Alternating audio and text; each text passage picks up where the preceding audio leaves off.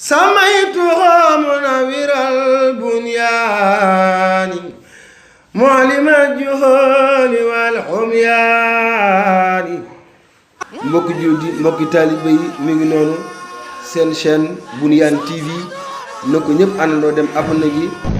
maanaam tajuudu bil hulumi wal ahmali xaa'idatun li suuli wal amali ne tajuudu dina tabe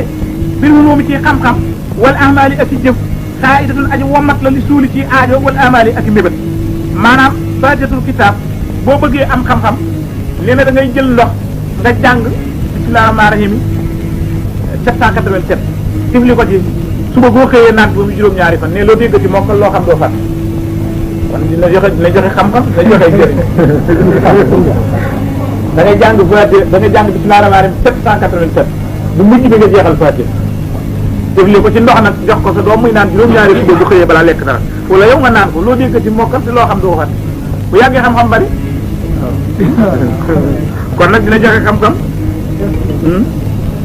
sëñ Tuubaa daal doy na waar. waaw.